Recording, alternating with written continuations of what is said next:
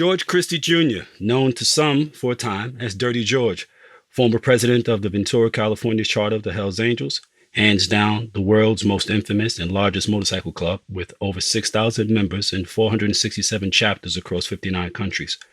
Welcome to Vlad TV, George. My pleasure to be here. Thank you. I'm going to bring the subscribers up to speed on you with a quick bio. You were born in Ventura, California on April 26, 1947, and raised in Sparta. Starting in the mid-1950s, you went from an outcasted prepubescent kid who struggled with dyslexia to a popular surfer teen, to a jarhead Marine, on to a government employee at the Department of Defense, and then a leader within the Hells Angels. You became a respected member of the Hells Angels Los Angeles chapter, alternately known as LACO, in 1976. 6 months later, you became club president. In 1978, you founded the Ventura Charter of the Hells Angels. In 1984, you carried the Olympic torch at the opening of the Los Angeles Games. Throughout your time as a Hells Angel, you went to war with other outlaw motorcycle clubs, the police, multiple federal agencies, and even the Kennedys. You've been a consultant on organized crime for CNN and work as an expert witness for criminal defense lawyers. First question. What was it like for you growing up in Southern California in the 50s? Well, growing up as a single, child, my parents, I was an only child, and I grew up in a traditional Greek family. My grandparents all came from Greece, and it was a very traditional, everything was evolved around the Greek religion and, Greek tradition. Okay. How did you get along with the kids originally? Like, you described yourself in your book, and your book is excellent. Exile on Front Street. I just finished it this morning. It was an excellent book, man. You described yourself as like a chubby kid, not really accepted, kind of outcasted. Then something changed. You got involved in surfing and so forth. So tell me about that transition. Well, I think I've got to go back to my first experience with outlaw motorcyclist, and that was around probably 1955. And I saw this guy pull up to a stoplight. I had been with my dad and mom having dinner at this Italian restaurant, and we were standing out front talking. And this guy pulled up, and you could hear him coming from 2-3 blocks away. And, he pulled up to the stop sign, and anybody that's ridden a motorcycle knows what a clutch basket sounds like. That put that clutch in and that basket's rotating, the bearings and whatnot. You could hear that loud, distinctive noise, the sound of the pipes. But what really caught my interest was the way everybody responded to him.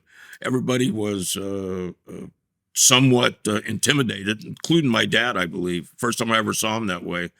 And then this guy, dropped his glasses back in place, put it in gear, and just rolled through the stop sign. And the guy that we were talking to, he went on a tirade. He was speaking part Italian, part English, and he looked at me and he said, "That's your America," and he spit on the ground. And metaphorically, I had jumped on the back of that guy's motorcycle. So I had kind of an outlaw, romance from a young age. And from there, I was a bit of an outcast, and I started surfing. I liked single sports. I didn't like team sports, and surfing was a great sport. It was something that I could do by myself. And I found out there was a whole group of surfers that were outlaws. And I started hanging out with them, and some of the guys started branching off and riding motorcycles. And, that was my introduction kind of into that world. Excellent. So you became a Marine right out of high school, but you didn't finish your tour. What happened with that? Well, I was in a Marine Reserve unit, and, we were getting ready. They were going to activate us, they thought, and send us to Vietnam. And I started having problems with one of the gunnery sergeants. He kept giving me a hard time.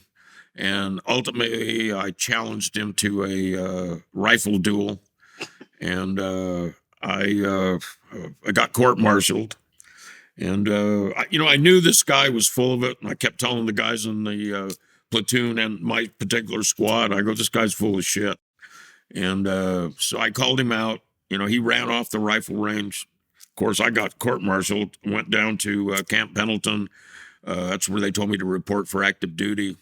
And something happened to me down there. They sent me to the hospital in Long Beach, and spent all day long talking to doctors and getting examined and whatnot. And my orders were to go home and wait, and which I thought was kind of odd. And I went home, and some Navy intelligence officers showed up. And wasn't long after that, I went to work for the Department of Defense, and I was a communications troubleshooter. I worked at Point Magoo, Port Hueneme, Santa Cruz Island, San Nicolas Island, and off of the islands in California, there was a submarine surveillance system on Santa Cruz Island, and that was one of my main jobs, was to make sure that that submarine surveillance system was up and running, because we were in a Cold War with Russia at the time. So I worked there till 1978, when they found out that I was now the leader of the Los Angeles Hells Angels. And they basically told me I had to make a choice, that I couldn't retain a top security clearance and work for the government. So I either had to be a Hells Angel or work for the Department of Defense. And it wasn't a hard decision for me. I just got up, walked out, got off the base, and I didn't look back. Mm, mm. That's heavy. I read your book, like I said, and you made a lot of very challenging.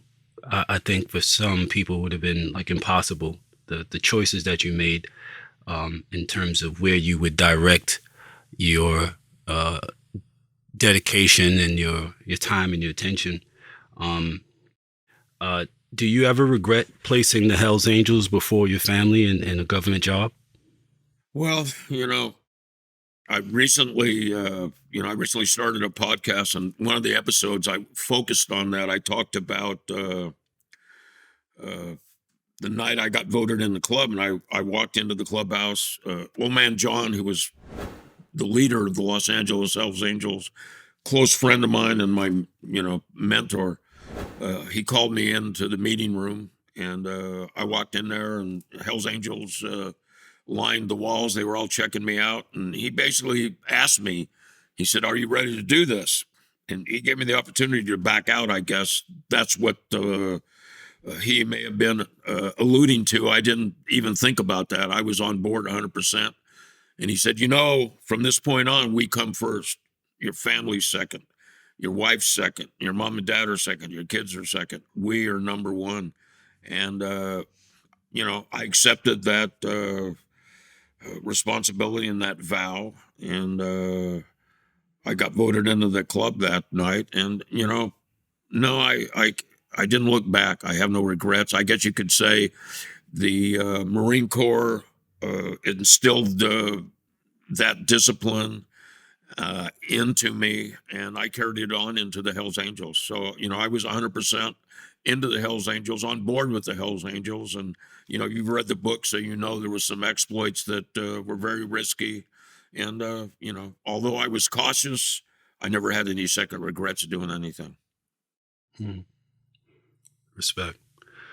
Do you think that many of your decisions have been driven by a constant need to belong? Well, I think that's certainly part of it.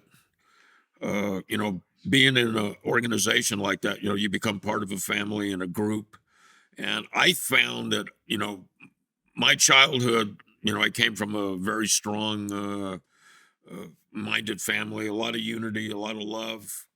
And I found that I became a father figure for most of the members in my 40-year tenure in the club.